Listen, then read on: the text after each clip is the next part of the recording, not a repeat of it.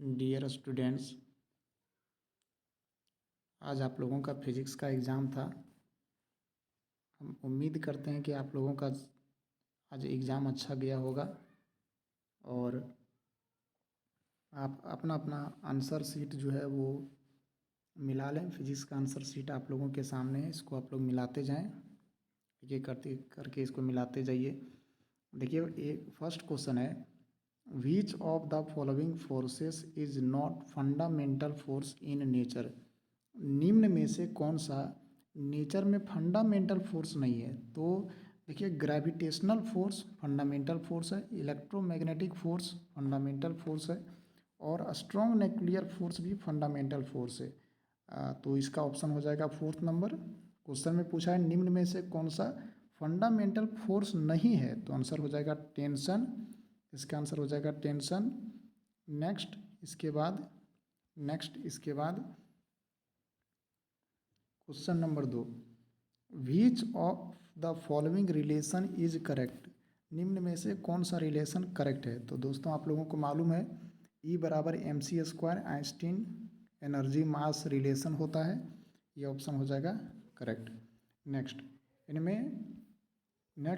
Third question है, light year is the unit of.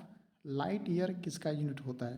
तो light year हमारा हो जाएगा डिस्टेंस का यूनिट। आप लोगों को मालूम होगा लाइट ईयर डिस्टेंस का यूनिट होता है। नेक्स्ट क्वेश्चन इसके बाद, one unified atomic mass unit 1U is equal to. देखिए, परमाणु द्रव्यमान इकाई, आप लोग इसके बारे में जानते होंगे। परमाणु द्रव्यमान इकाई के बारे में आप लोगों को मालूम होगा। एक परमाणु द्रव्यमान इकाई का जो मान होता है वो होता है 1.66 इंटू 10⁻⁻27 kg। नेक्स्ट इसके बाद क्वेश्चन नंबर 5 में आ जाइए, which of the following physical quantities have neither units NOR dimensions. निम्न में से कौन सा फिजिकल क्वांटिटी ऐसा है जिसके पास ना तो यूनिट होता है और ना तो उसका डायमेंशन होता है? तो रिलेटिव वेलोसिटी इसका यूनिट और डायमेंशन होता है। रिलेटिव डेंसिटी इसका कोई यूनिट और डायमेंशन नहीं होता है। रिलेटिव डेंसिटी दो डेंसिटी का रेशियो होता है, इसलिए इसका ना तो कोई यूनिट है ना तो कोई इसका डायमेंशन है। एंगल इसका भी डायमेंशन होता है। एनर्जी इसका भी एंगल का सिर्फ मात्रक होगा, डायमेंशन नहीं होगा। एनर्जी का मात्रक और डायमेंशन दोनों हो जाएगा। इसके बाद नेक्स्ट 6 नंबर क्वेश्चन,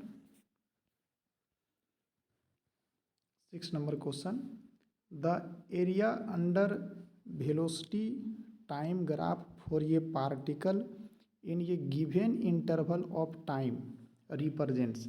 मतलब वेलोसिटी टाइम ग्राफ जो होता है उसका यदि हम एरिया निकालेंगे तो वो हमें किस चीज़ का वैल्यू देगा, इसको बताना है।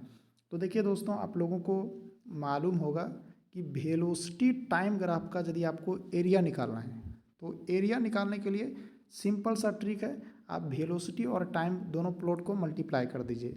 वेलोसिटी और टाइम को दोनों को मल्टीप्लाई कर दीजिए। मल्टीप्लाई करने से आपका रिजल्ट आ जाएगा डिस्प्लेसमेंट।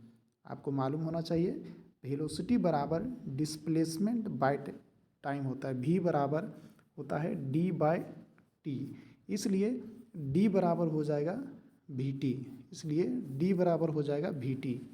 इसलिए वेलोसिटी टाइम ग्राफ का जो एरिया होगा वो हमें डिस्प्लेसमेंट देगा। वो हमें क्या देगा दोस्तों? डिस्प्लेसमेंट देगा।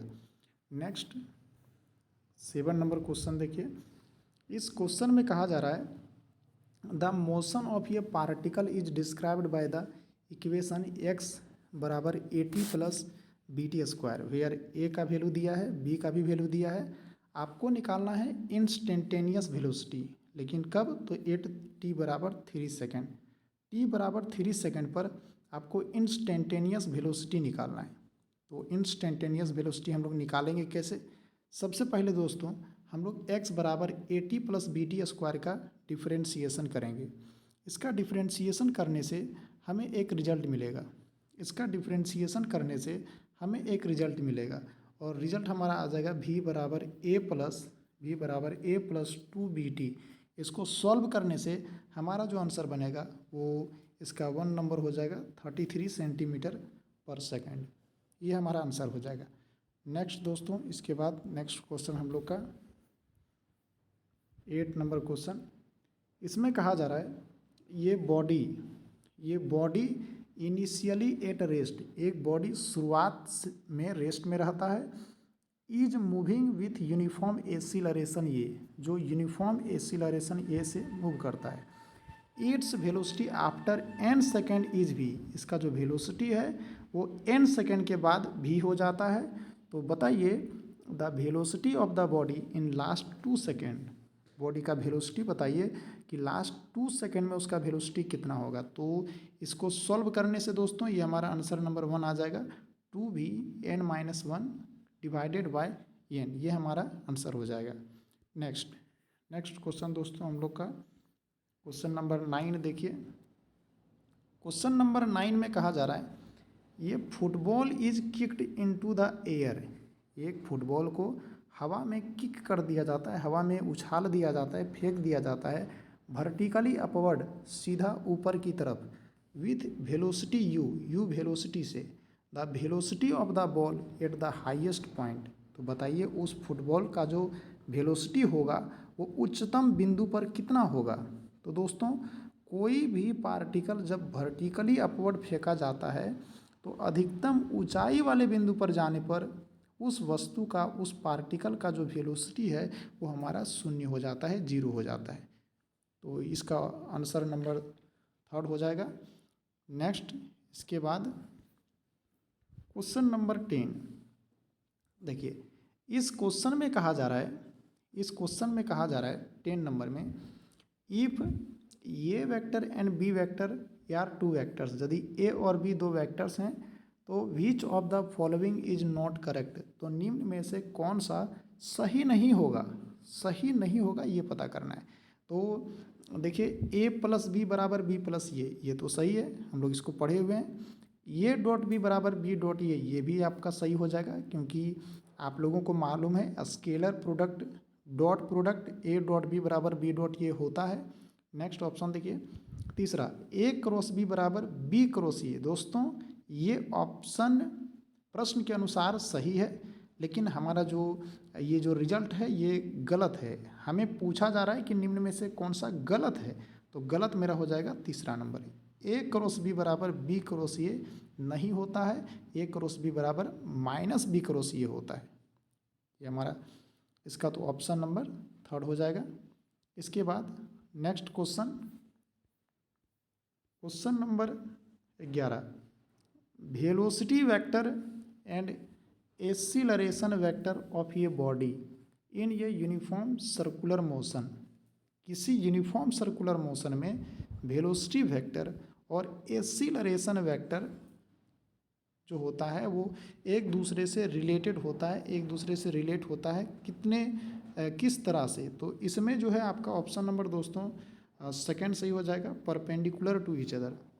किसी भी यूनिफॉर्म सर्कुलर मोशन में वेलोसिटी और एक्सीलरेशन एक दूसरे के लंबवत होते हैं, एक दूसरे के परपेंडिकुलर होते हैं। नेक्स्ट इसके बाद क्वेश्चन नंबर 12, इसमें कहा जा रहा है दोस्तों ये large force is acting on ये बॉडी फॉर ये शॉर्ट टाइम, एक बहुत बड़ा बल किसी वस्तु पर छोटे समय के लिए काम करता है।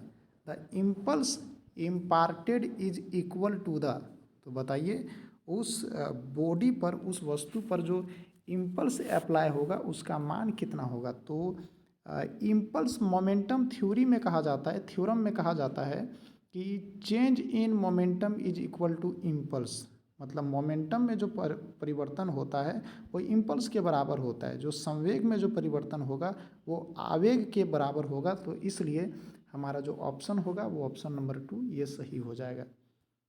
नेक्स्ट इसके बाद क्वेश्चन नंबर 13, इसमें दोस्तों कहा जा रहा है ये सेल ऑफ मास 200 ग्राम, एक सेल है, एक गोली है जिसका मास 200 ग्राम दिया है, इज फायर्ड फ्रॉम ये गन, जिसको एक बंदूक से फायर किया गया जिस बंदूक का मास दिया है 100 kg। If the muzzle speed of the shell, यदि मज्जल जो स्पीड है मतलब बंदूक की जो गोली है उसका स्पीड जो है वो दिया है 80 मीटर पर second, then the recoil speed of the gun, तो बताइए गन का रिकॉइल स्पीड कितना होगा, गन कितना वेलोसिटी से पीछे की तरफ जाएगा।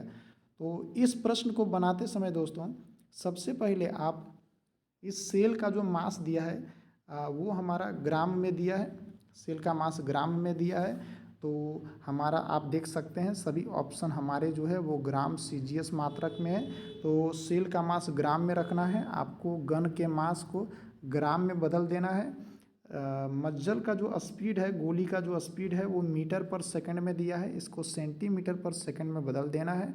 और इसको सॉल्व करने के बाद इस पर जब हम लोग फॉर्मूला लगाएंगे तो उस फॉर्मूले को लगाने के बाद हमारा ऑप्शन नंबर इसका 1 सही हो जाएगा।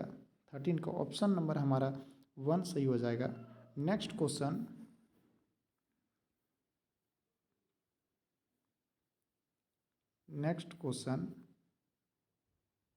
क्वेश्चन नंबर 14 दोस्तों, इसमें कहा जा रहा है, क्वेश्चन नंबर 14 में दोस्तों इसमें कहा जा रहा है ये body is moving under the action of two forces F1 and F2।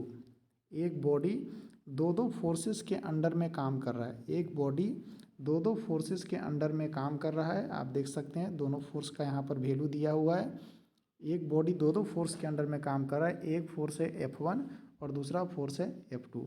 अब इसमें कहा जा रहा है its velocity will become uniform, इसका जो वेलोसिटी है वो यूनिफॉर्म हो जाता है या फिर हो जाएगा अंडर ये third force F3 given by, एक तीसरे फोर्स के द्वारा F3 के द्वारा जिसके मान को हम लोग दे सकते हैं। तो दोस्तों यदि किसी बॉडी पर F1 फोर्स इधर काम करता है, F2 फोर्स इधर से काम कर रहा है, ये हमारा F1 हो गया, ये फोर्स हमारा F2 हो गया। यदि दोनों फोर्स इस तरह से काम कर रहा है तो इसका रिजल्ट जो हमारा होगा वो इस डायरेक्शन में होगा। और इस रिजल्ट को कैंसिल करने के लिए, इसको कैंसिल करने के लिए हमें उतना ही बल हमें इस डायरेक्शन में भी लगाना पड़ेगा। यदि हम इस बॉडी को यदि यूनिफॉर्म रखना चाहते हैं तो हमें जो फोर्स लगाना पड़ेगा, हमें जो F3 फोर्स लगाना पड़ेगा वो हमें इस डायरेक्शन में लगाना पड़ेगा, इस डायरेक्शन में लगाना पड़ेगा। और F3 फोर्स का जो वैल्यू होगा वो F1 फोर्स और F2 फोर्स को जोड़ने के बाद जो मेरा वैल्यू आएगा उसी के बराबर F3 का मान होगा। लेकिन जब डायरेक्शन की बात होगी तो डायरेक्शन हमारा अपोजिट हो जाएगा। तो इसके लिए हम लोग क्या करेंगे, सबसे पहले F1 फोर्स का मान इतना दिया, F2 फोर्स का मान इतना दिया, तो हमारा जो फोर्स होगा दोनों को जोड़ देंगे, 2i कैप 3i कैप बराबर कितना हो जाएगा दोस्तों, 5i cap minus 5j cap minus 4j cap, ये हो जाएगा 9j कैप हो जाएगा। और इसका साइन को हम लोग चेंज कर देंगे, मतलब ये हमारा आंसर जो होना चाहिए वो होना चाहिए -5i कैप, और ये जो -9j कैप है उसके जगह पर हो जाएगा +9j कैप। तो इस प्रकार से हम लोग का जो ऑप्शन होगा वो इस क्वेश्चन का ऑप्शन नंबर 4 हमारा सही हो जाएगा। क्वेश्चन नंबर 14 का ऑप्शन नंबर 4 आपका सही हो जाएगा। तो नेक्स्ट क्वेश्चन, इसके बाद 15 नंबर क्वेश्चन दोस्तों, इस क्वेश्चन में कहा जा रहा है the coefficient of static friction, static friction का जो कोफिशिएंट है between the box and the train, किसी बॉक्स और किसी ट्रेन के बीच का वो दिया है 0.2, मतलब आपको μs का वैल्यू दिया 0.2 μs का दिया है, कोफिशिएंट ऑफ स्टैटिक फ्रिक्शन का मान दिया है। अब इसमें कहा जा रहा है the maximum acceleration of the train, उस ट्रेन का अधिकतम त्वरण जो होगा इन विच ये box lying on it's floor, जिस ट्रेन में वो बॉक्स जो है वो फ्लोर पर रखा हुआ है, विल रिमेन स्टेशनरी, वो हमेशा रेस्ट में रहेगा।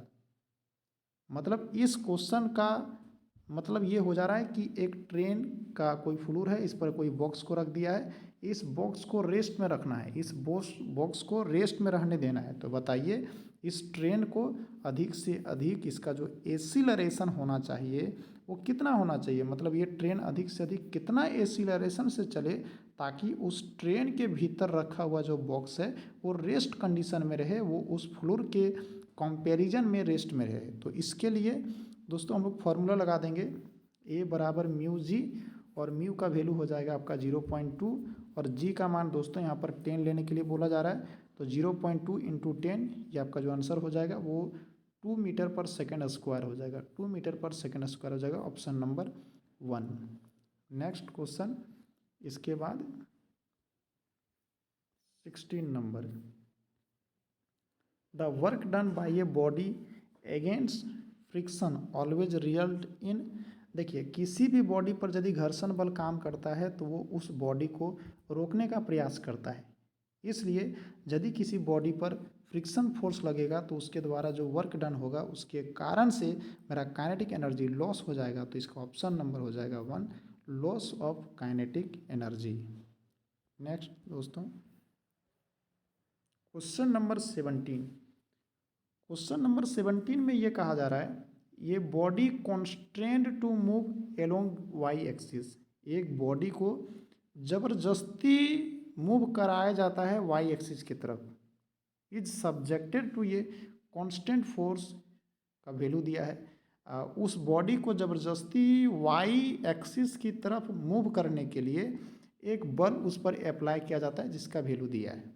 अब प्रश्न में कहा जा रहा है the work done by this force, इस फोर्स के द्वारा किया गया आप कार्य निकालिए, in moving the body, body को मूव करने में, ये distance of 4 metre along Y axis, 4 metre distance को कवर करने के बाद, लेकिन वो डिस्टेंस किधर कवर होगा, वाई एक्सिस की तरफ। तो इसके लिए दोस्तों हम लोग सबसे पहले इसमें क्या करेंगे, हम लोग फोर्स का जो वाई कंपोनेंट है उसको देखेंगे, फोर्स का वाई कंपोनेंट दिया है 2, और डिस्प्लेसमेंट जो है वो भी वाई एक्सिस में हो रहा है जिसका भी वैल्यू दिया है 4, हम लोग वाई कंपोनेंट वाला ही सिर्फ इसको मल्टीप्लाई करेंगे, फोर्स इंटू डिस्प्लेसमेंट करेंगे तो फोर्स हो जाएगा 2 और डिस्प्लेसमेंट हो जाएगा 4, 2 इंटू 4 8, हमारा जो आंसर हो जाएगा 17 का वो हो जाएगा ऑप्शन नंबर 2, 8 जूल। नेक्स्ट, इसके बाद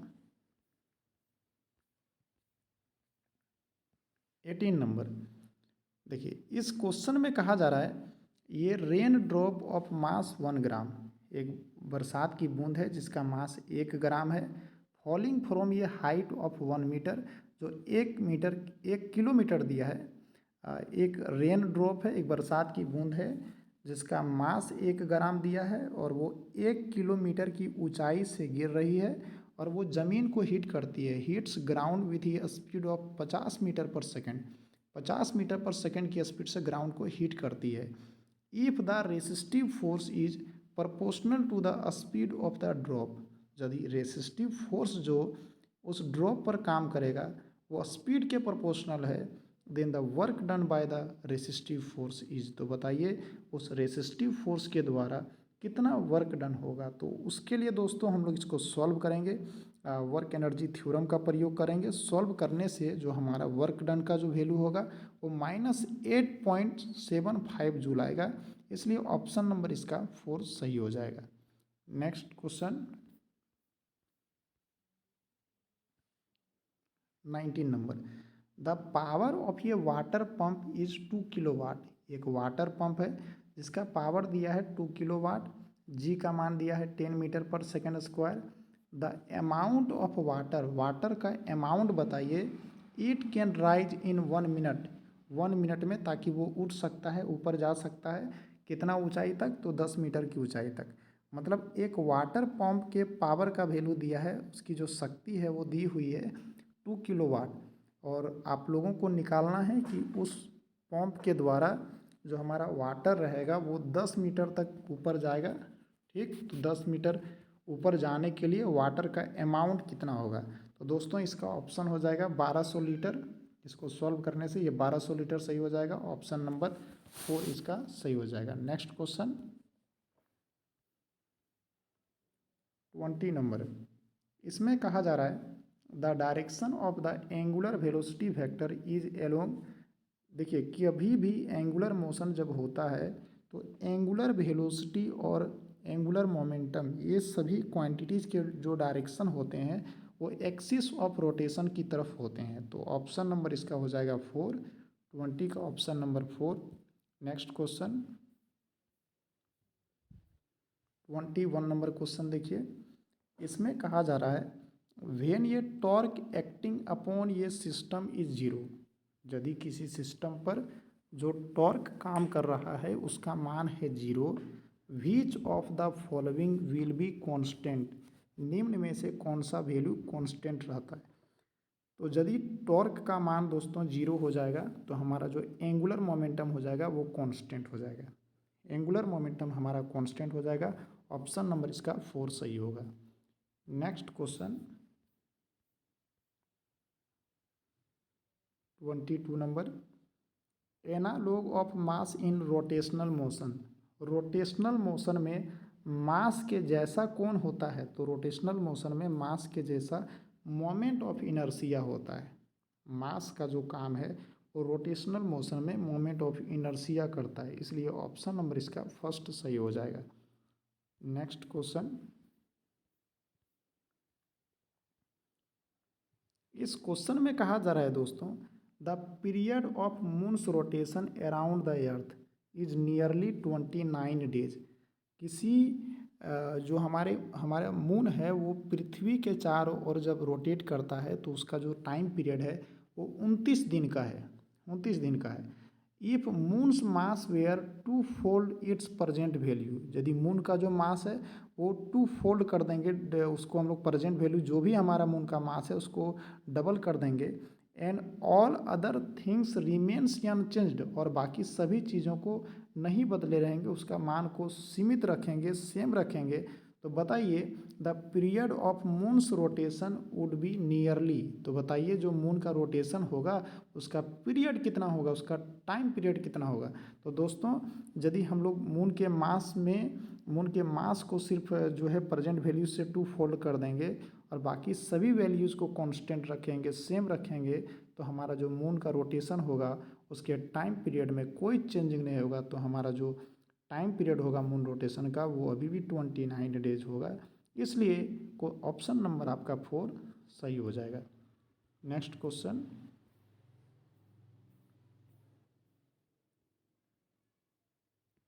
24 नंबर, दोस्तों इस क्वेश्चन में कहा जा रहा है two sphere of masses small M and capital M are situated in air, वो दोनों हवा में हैं, 2 स्फीयर हैं जिनका मास एम और एम दिया है, यार सिचुएटेड इन एयर वो हवा में रखा हुआ है, and the gravitational force between them is F, और उनके बीच का जो गुरुत्वाकर्षण बल है वो है F. The space around the masses in is now filled with a liquid of specific gravity 3। यदि हम दोनों स्फीयर के बीच का जो स्पेस खाली है उसको हम किसी लिक्विड के द्वारा फिल कर देते हैं जिसका स्पेसिफिक ग्रेविटी का मान 3 है, तो बताइए ग्रेविटेशनल फोर्स का मान अब क्या हो जाएगा। तो दोस्तों आप लोगों को मालूम होना चाहिए ग्रेविटेशनल फोर्स जो होता है हमारा वो स्पेस पर मीडियम पर डिपेंड नहीं करता है, तो हमारा ग्रेविटेशनल फोर्स में कोई परिवर्तन नहीं होगा, इसलिए ऑप्शन नंबर इसका 2 सही होगा। फोर्स पहले भी हमारा एफ था, फोर्स अभी भी हमारा एफ ही रहेगा। तो नेक्स्ट क्वेश्चन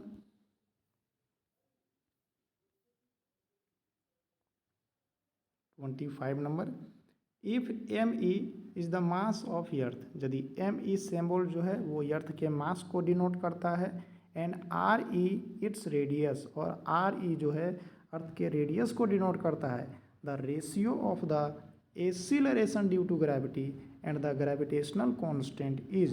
तो बताइए एक्सीलरेशन ड्यू टू ग्रेविटी और ग्रेविटेशनल कांस्टेंट का जो रेशियो होगा दोस्तों वो कितना होगा।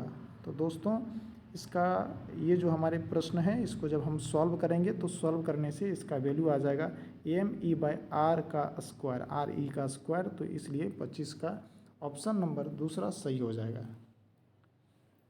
Next question 26, the shear modulus is also known as, दोस्तों आपको याद होना चाहिए शियर मॉडुलस को मॉडुलस ऑफ रिजिडिटी भी कहा जाता है। तो ऑप्शन नंबर इसका हो जाएगा 3। नेक्स्ट क्वेश्चन, इसमें कहा जा रहा है दोस्तों, द ब्रेकिंग स्ट्रेस ऑफ ये वायर डिपेंड्स अपॉन, किसी वायर का जो ब्रेकिंग स्ट्रेस है वो डिपेंड करता है, किस पर डिपेंड करता है दोस्तों? तो दोस्तों ये इसका जो वायर, कोई भी वायर रहेगा उसका जो ब्रेकिंग स्ट्रेस रहता है वो वायर के मटेरियल पर निर्भर करता है। जैसा मटेरियल रहेगा वायर का ब्रेकिंग स्ट्रेस उसी के हिसाब से होगा। तो इस प्रकार 27 का ऑप्शन नंबर 3 सही हो जाएगा। नेक्स्ट क्वेश्चन, इसमें कहा जा रहा है ये मैन इज सिटिंग इन ये बोट, एक आदमी किसी नाव में बैठा है, विच इज फ्लोटिंग इन ये पॉन्ड, जो किसी तालाब में फ्लोट कर रहा है। एक आदमी है किसी नाव पर बैठ करके वो तालाब में बह रहा है, तालाब में नाव के साथ मूव कर रहा है। If the man drinks some water, यदि आदमी जो है कुछ वाटर को पी लेता है फ्रॉम द पॉन्ड, तालाब से, the level of water in the pond, उस पॉन्ड में जो है वो वाटर का जो लेवल है वो कितना हो जाएगा? तो दोस्तों इसका आंसर हो जाएगा रिमेन्स अनचेंज्ड, वाटर के लेवल में कोई परिवर्तन नहीं होगा। तो ऑप्शन नंबर 3 इसका सही हो जाएगा। नेक्स्ट क्वेश्चन, इसमें कहा जा रहा है दोस्तों, after terminal velocity is reached, terminal velocity तक पहुंच जाने पर द एक्सीलरेशन ऑफ ये बॉडी फॉलिंग थ्रू ये विस्कस लिक्विड फ्लूइड इज, किसी लिक्विड का जो टर्मिनल वेलोसिटी होता है वहाँ तक पहुँच जाने के बाद जो बॉडी का एक्सीलरेशन होगा विस्कस फ्लूइड में वो क्या होगा? तो यदि टर्मिनल वेलोसिटी से पहुँच जाएंगे तो टर्मिनल वेलोसिटी एक कांस्टेंट वेलोसिटी होता है, और इस प्रकार से यदि वेलोसिटी मेरा कांस्टेंट होगा दोस्तों तो एक्सीलरेशन का मान जो हमारा होगा वो 0 हो जाएगा। तो इसका ऑप्शन नंबर 1 ये ऑप्शन आपका सही हो जाएगा।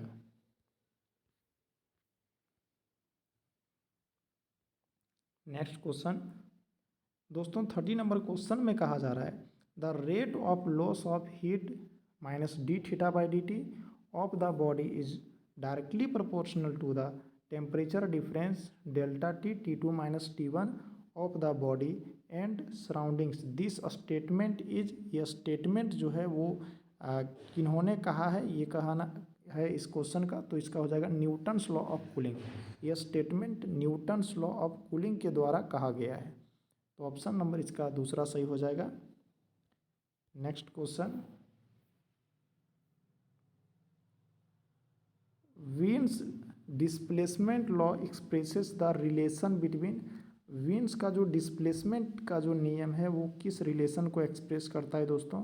तो इसका रिलेशन जो है दोस्तों ये हो जाएगा wavelength corresponding to maximum energy and temperature. जो भी एनर्जी रहता है उसके वेवलेंथ और उसके टेम्परेचर में एक रिलेशन को बताने के लिए विंड्स का डिस्प्लेसमेंट नियम आया हुआ है। तो इसका ऑप्शन नंबर हो जाएगा 4। नेक्स्ट क्वेश्चन दोस्तों इस क्वेश्चन में कहा जा रहा है which of the following process is correct for given PV diagram, निम्न में से कौन सा प्रोसेस सही है दिए गए प्रेशर वॉल्यूम डायग्राम के लिए?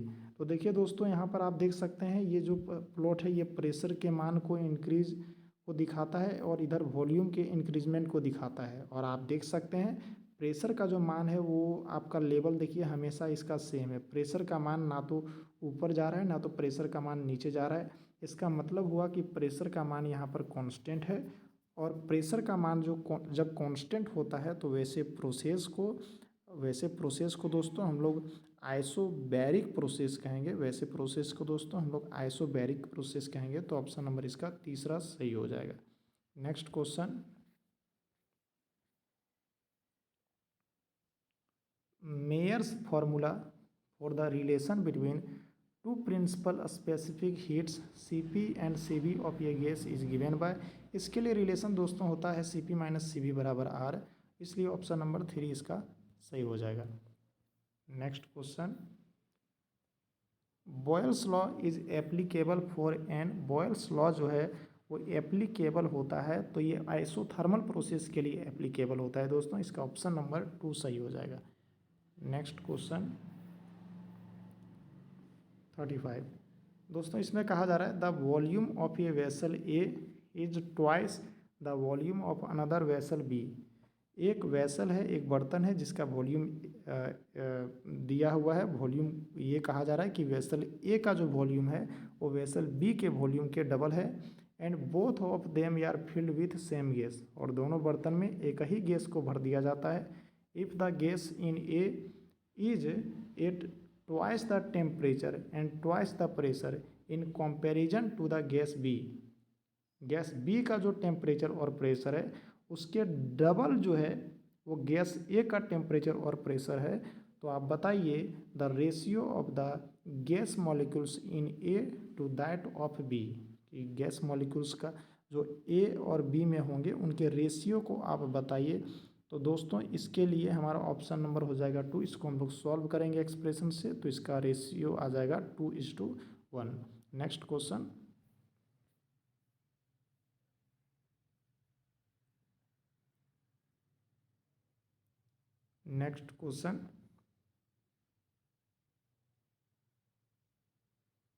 दोस्तों, इस क्वेश्चन में आप देख सकते हैं, क्वेश्चन में कहा जा रहा है ये particle is executing simple harmonic motion with an amplitude A. उसका एम्पलीट्यूड दिया है दोस्तों ए।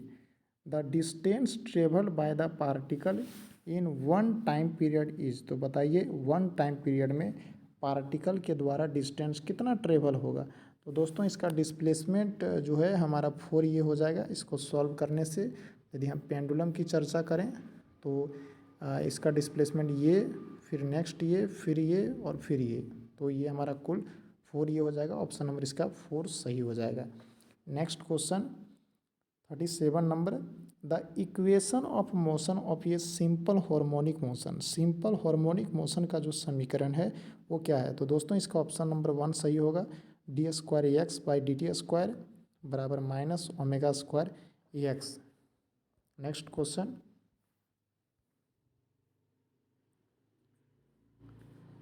इसमें कहा जा रहा है दोस्तों ये particle is executing simple harmonic motion है। एक पार्टिकल है जो सिंपल हार्मोनिक मोशन को एग्जीक्यूट करता है विथ एन एम्पलीट्यूड ए, जिसका एम्पलीट्यूड दे दिया है A and angular velocity, angular frequency omega दे दिया है।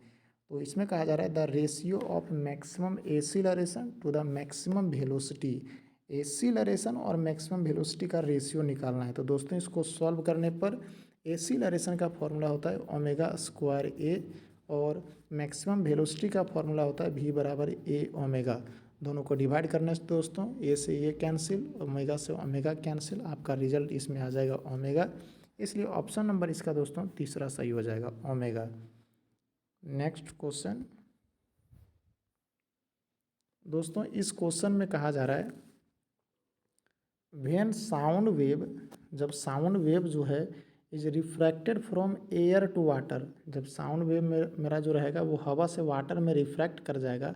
Which of the following quantities remains unchanged, निम्न में से कौन सी राशि जो है जिसका मान नहीं बदलेगा, नहीं चेंज करेगा। तो इसका आंसर दोस्तों फ्रीक्वेंसी। फ्रीक्वेंसी जो होता है वो किसी भी वेव का अपना मान होता है, अपना वैल्यू होता है, इसलिए फ्रीक्वेंसी का मान चेंज नहीं करेगा। तो 39 का हो जाएगा ऑप्शन नंबर 4। नेक्स्ट क्वेश्चन दोस्तों 40 नंबर में कहा जा रहा है ये progressive wave is represented by y is equal to 5 sin 100πt - 2πx where x and y are in meter and t is in second, the maximum velocity of the particle is, particle का maximum velocity कितना होगा। तो दोस्तों ये जो आप इस equation में देख सकते हैं ये हमारा a का वैल्यू दिया है और यहाँ पर 100π जो है वो हमारा ओमेगा का वैल्यू है। यहाँ पर जो हमारा 105 मेरा a का मान इसमें दे दिया 5 और ओमेगा का मान दे दिया दोस्तों 100π। आप जानते हैं मैक्सिमम वेलोसिटी का फॉर्मूला होता है a ओमेगा, इसलिए a का मान हो जाएगा 5 और ओमेगा का मान हो जाएगा 100π। दोनों को मल्टीप्लाई करने से दोस्तों ये 500π मेरा आंसर हो जाएगा 500π। इसलिए ऑप्शन नंबर दोस्तों इसमें 4 सही हो जाएगा 500π। पाई। ये हमारा ऑप्शन नंबर 4 सही हो जाएगा। तो इस प्रकार दोस्तों ये आपके फिजिक्स के सभी प्रश्न का एक्सप्लेनेशन था। ये आपका आंसर शीट है। आप सभी विद्यार्थी इसको आंसर को मैच कराएं, उसके बाद इसको देखें कौन सा ऑप्शन आपका गलत हुआ है, और आप इस तरह से चेक कीजिए कि आपका एग्ज़ाम में कितने नंबर आ रहे हैं। थैंक यू दोस्तों।